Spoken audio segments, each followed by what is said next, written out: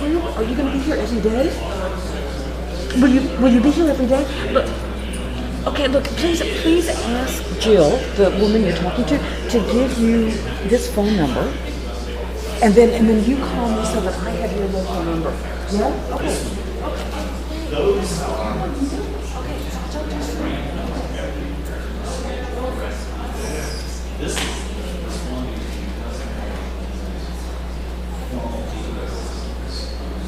certainly comes up a lot. Really, we have very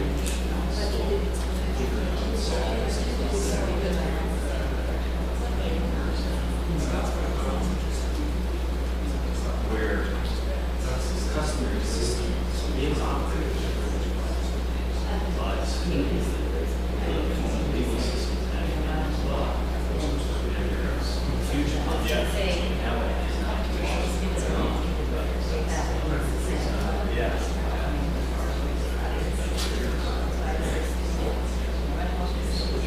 Meanwhile,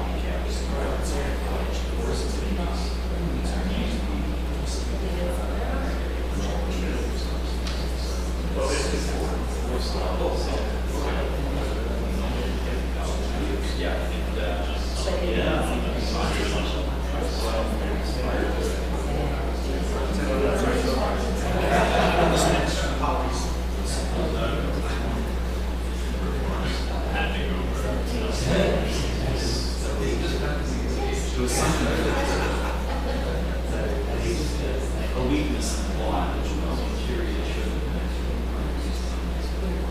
Wow.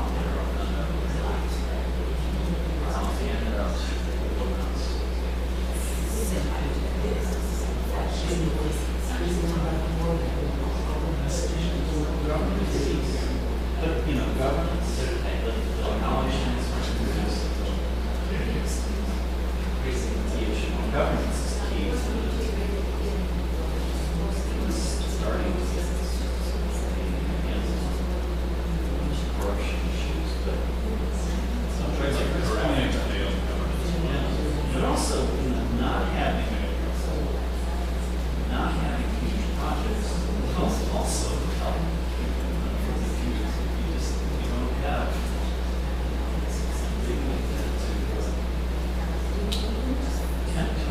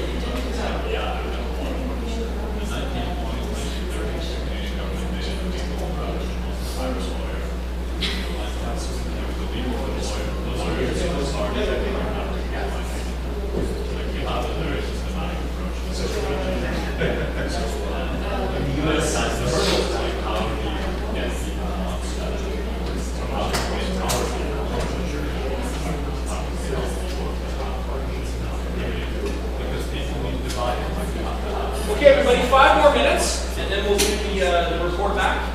In the meantime, your food is getting brought in, so don't worry about that. Your average person has a steak.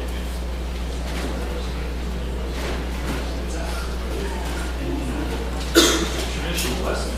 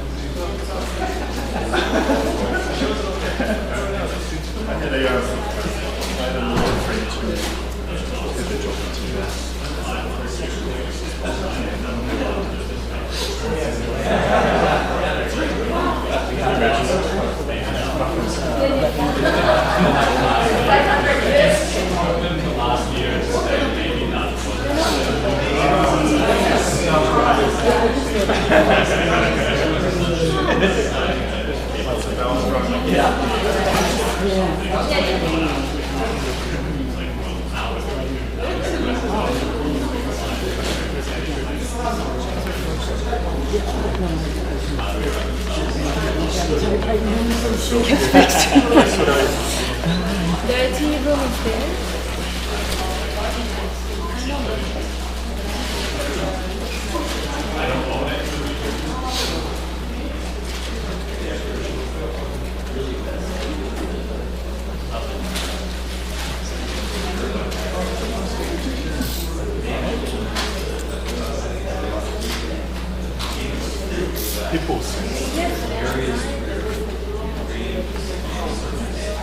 No, I ordered everything else, but I never ordered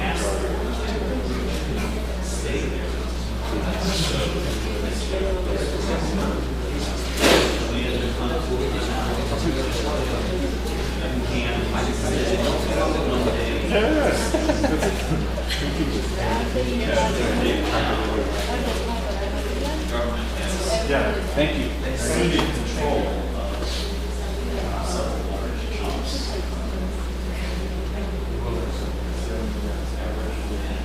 Okay, everybody. I think we'll do the big report back, and then we'll eat. This has been an interesting process. We've had Carl falling ill, and he's going to be okay. So we had to deal with adaptation on that front.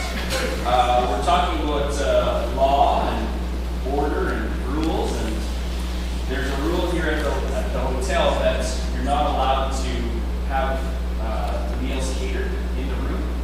But everybody, I managed to do it. Everybody needs to thank Warren because he went around the rules, broke the rules, ignored the rules, and we have food in here. So you had to kind of slow No, I'm sorry. The lawyer insisted it wasn't an explicit rule not to. So we had to kind of smuggle them in because all the other rooms are going to be foraging for expensive or distant food. So everybody owes Warren here. So before we get to all that, we'll do the report back. Warren will walk you through that, and I'll and I can tweet as we go.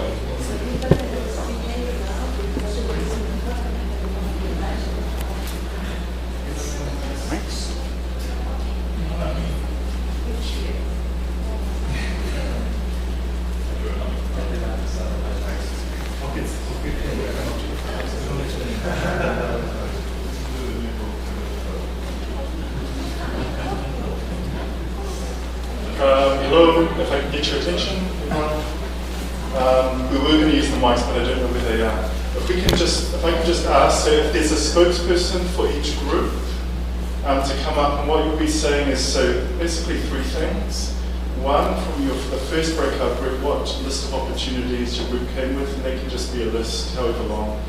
And then leading on from that, focusing on what are the implementation issues related to those opportunities, and what are some of the barriers standing in the way. So if you've selected, which group have we got to start with here? I saw a paper moving here, we'll go with you.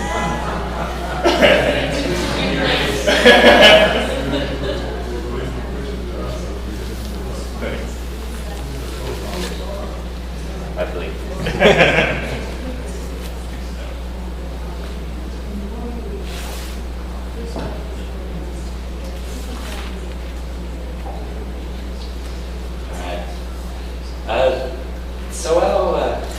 My name is Pepe Clark. Our group faced a couple of key challenges. One was a lack of discipline.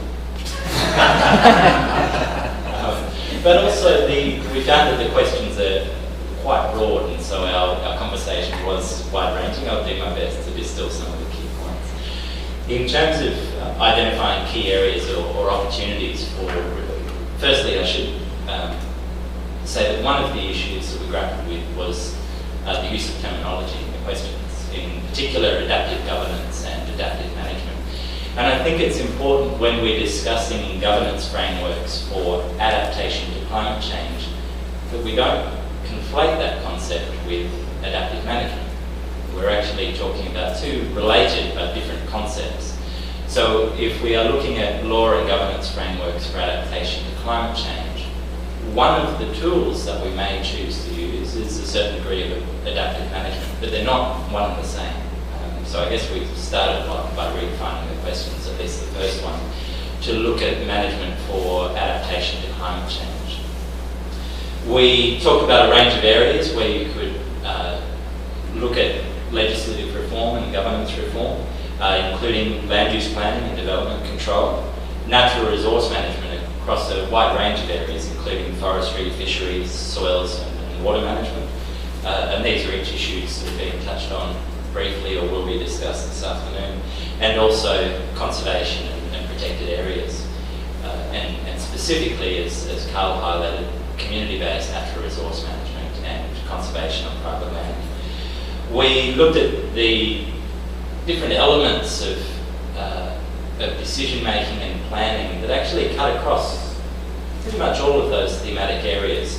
First of all, defining high-level goals, and this is actually needs to be a very important part of dealing with climate change impacts, is to define at a very high level what are the goals that we seek to achieve, and then ensuring that our legislative and governance frameworks take those goals through in a meaningful way into management, decision-making and monitoring. So we start with the goals. We then look at planning management processes, decision-making, and then essentially monitoring and review of the way things are going, the way that things are going.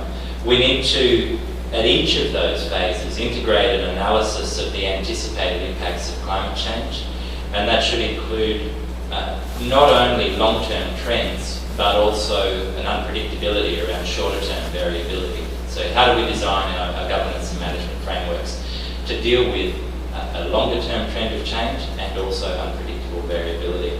I offered the example of Australia's Murray-Darling Basin, where we know that due to increased evaporation rates, that there will be a reduced availability of water in the medium to long term, in the order of 3 to 5% over the next few decades. But there is also a high degree of variability and unpredictability anticipated in terms of rainfall and water availability.